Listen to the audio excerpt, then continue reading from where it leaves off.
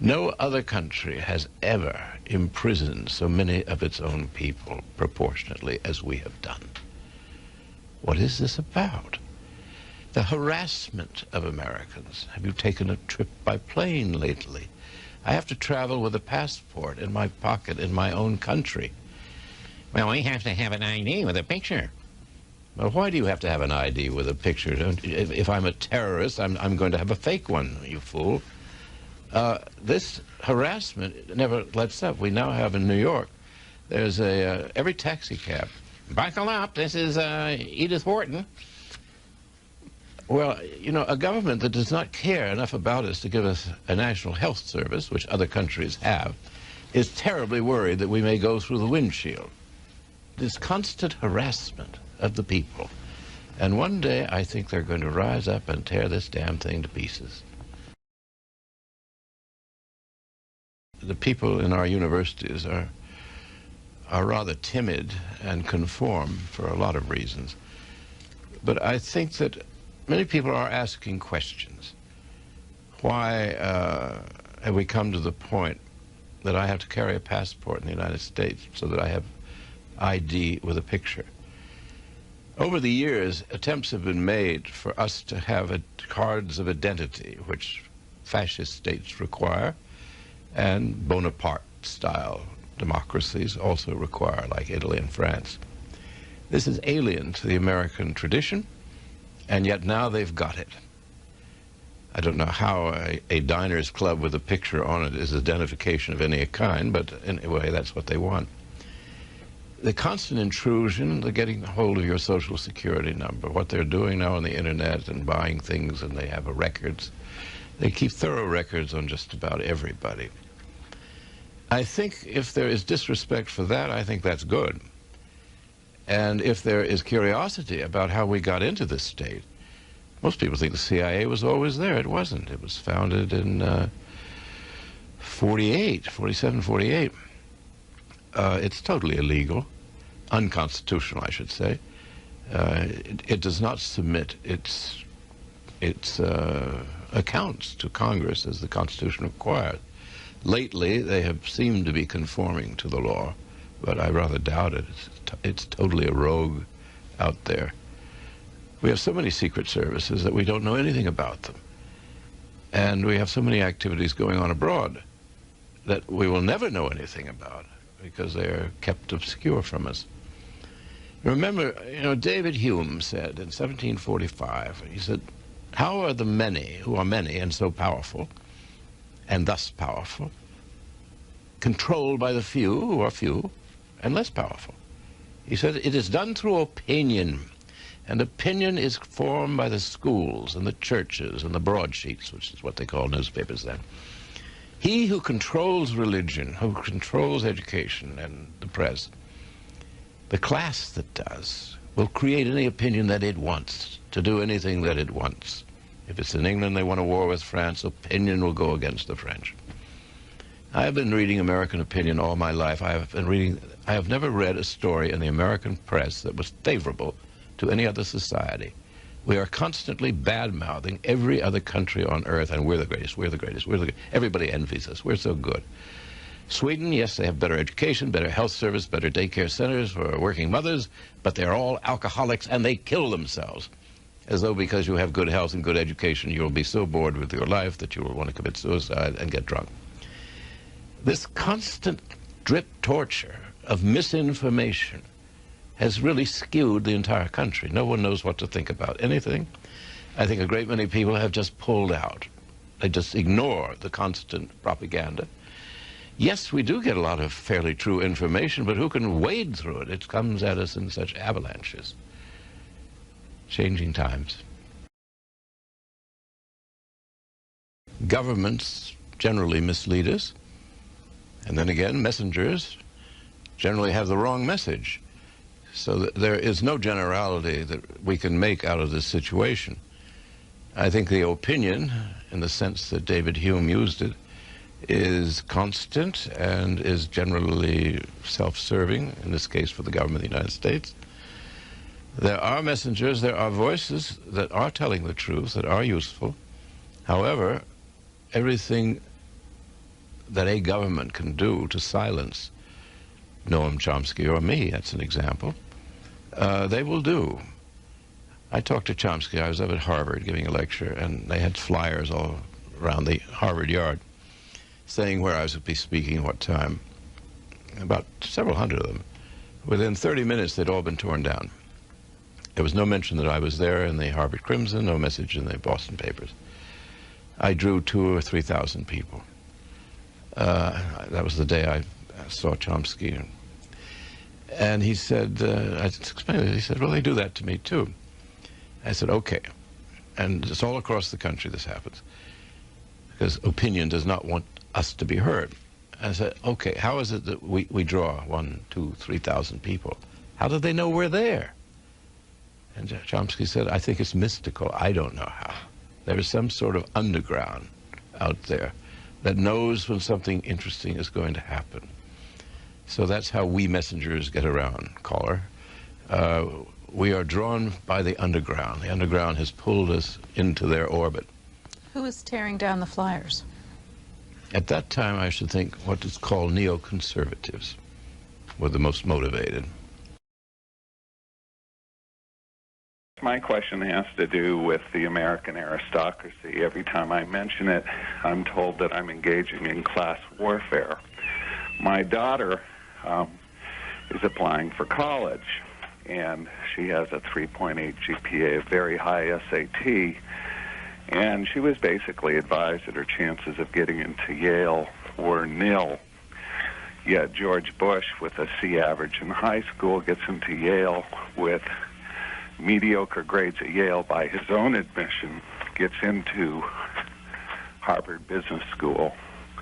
For the rest of his career, he's basically protected by corporate interests who continue to fund his campaign. And I guess my question is one that never seems to be discussed, is what is the state of the American aristocracy? And if there's time, how does it differ with the British aristocracy? Having lived in Britain, do you agree with me, my having lived in Britain, do you agree with me that at least the British aristocracy has a redeeming quality, that everybody admits it's there, and that by right they get accepted to Eton and not by supposed merit? Thank you.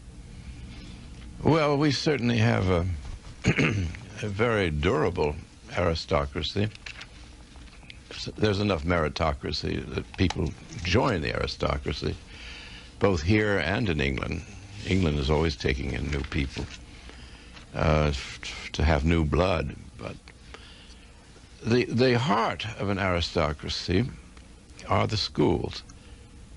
And this is interesting. You use the example of your daughter, and you use the example of Bush, who went to Andover and Yale. And I went to Exeter and would have gone to Harvard had I not chosen the Army instead. The schools are what control the opinion of the children of the rich and or powerful. I had a stepbrother who was going to inherit a lot of money, and he was sent to Groton.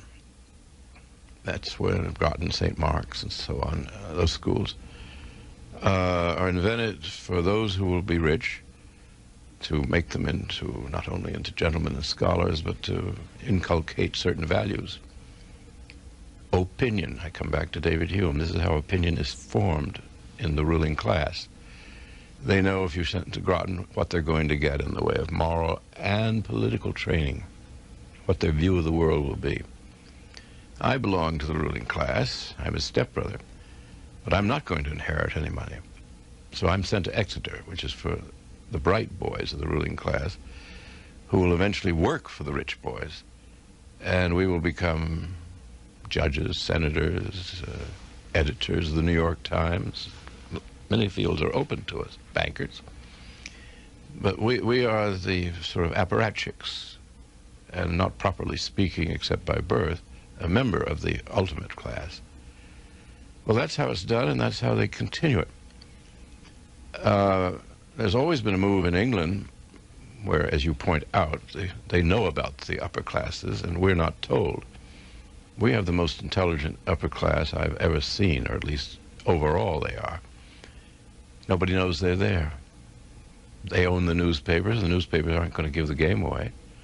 Who really owns what? Who really controls what? Who controls opinion? And to be there and never be named, I mean, people like Spengler and so on have done marvelous works, but nothing really gets through to the people at large. And so they go on and on. Occasionally, a maverick appears among them. I was one. And there are others. But by and large, it's a closed corporation.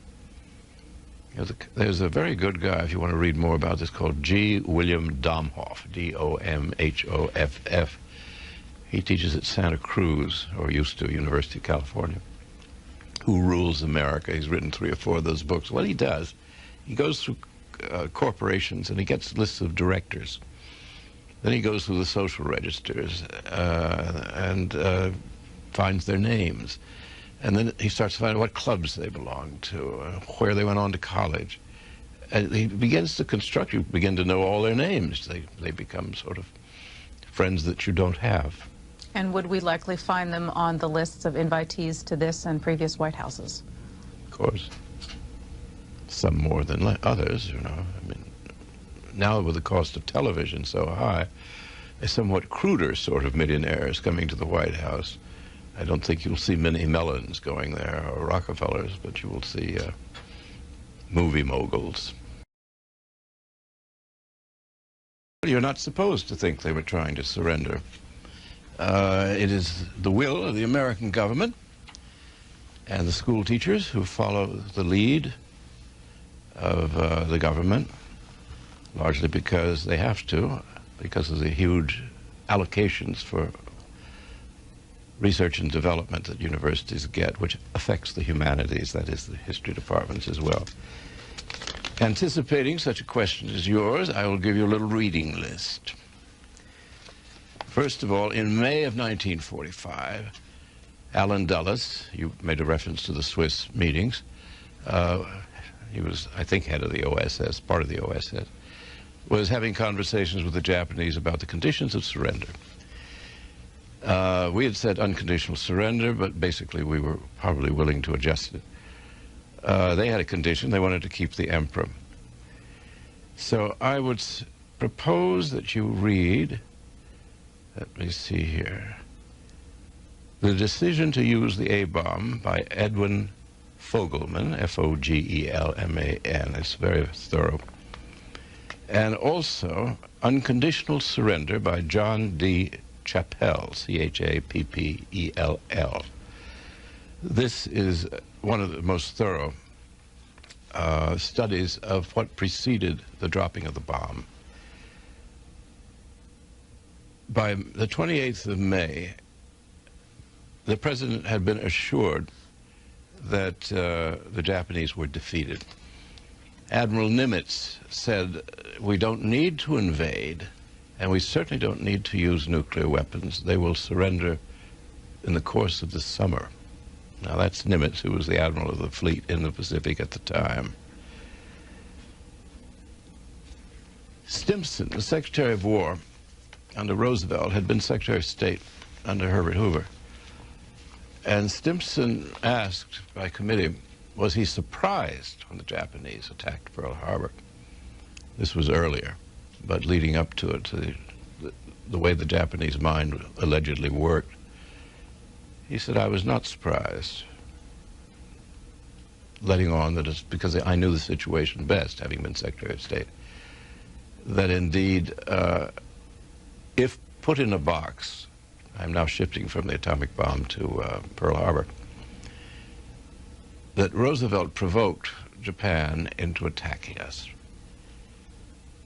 In 1940, he got reelected by saying that no sons of yours will ever fight in a foreign war unless we are attacked. And that was his campaign pledge to the American people. He got elected president.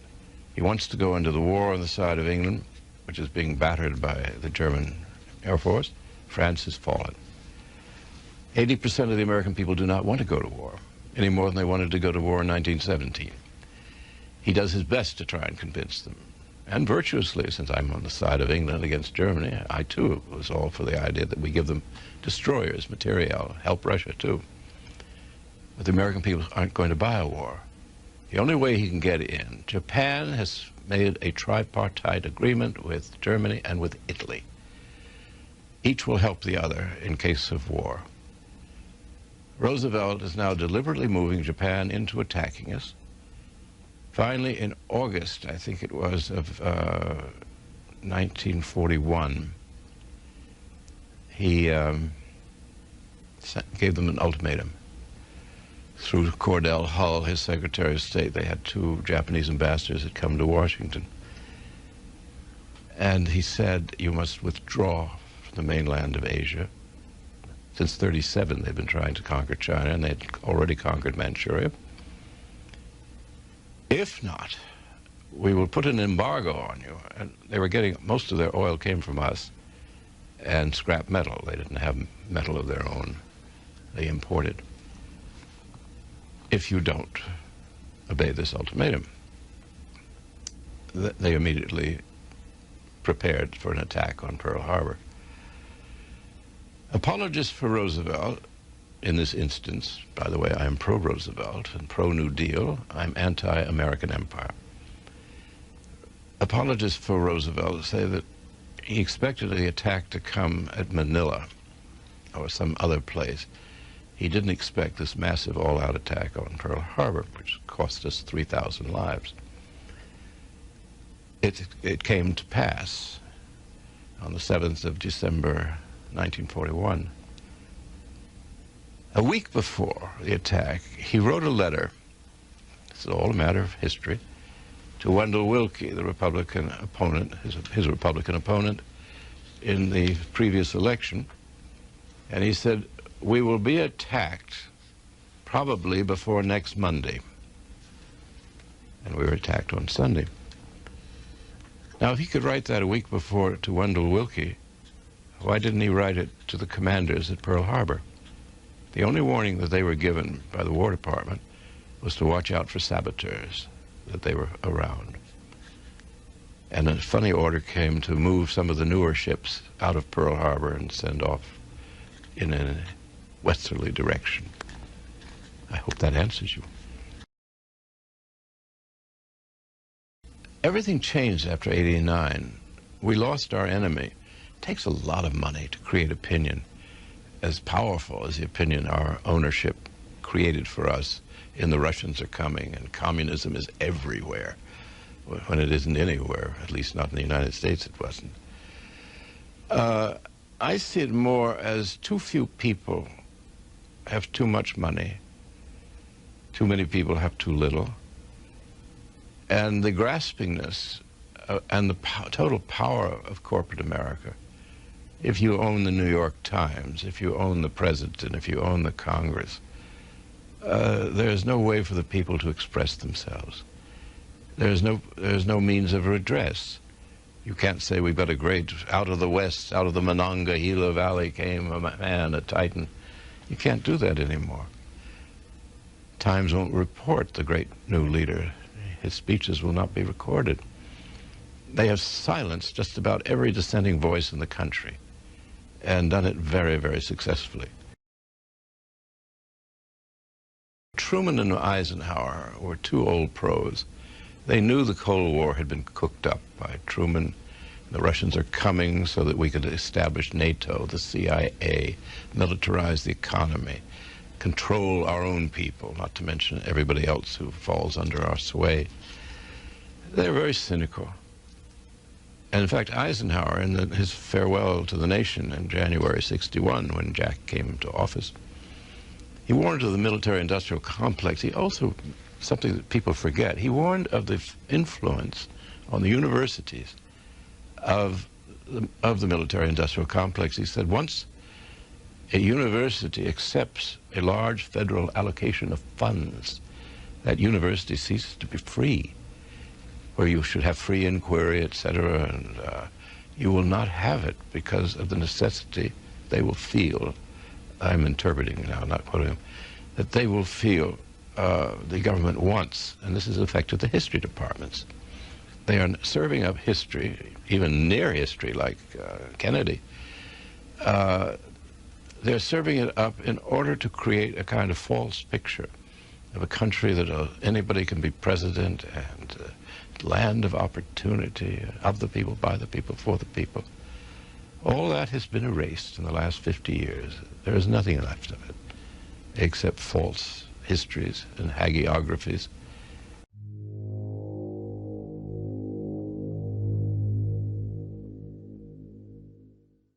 Brass Check TV, free to you, not free to us. We've got a server bill, we've got an email software bill, we've got a tech helper bill, and that happens every month. So to everybody that is supporting us financially, that's paying for their subscription in one way or another, we really appreciate it. If you're not, consider doing so. Everybody's got money for the newspaper and the cable bill and all that. Do you have money for media that's actually serving you? That's really the issue here. And when you help us, it allows us to get this information out to the world. So thanks to all our supporters, and if you're not a supporter already, please consider becoming one.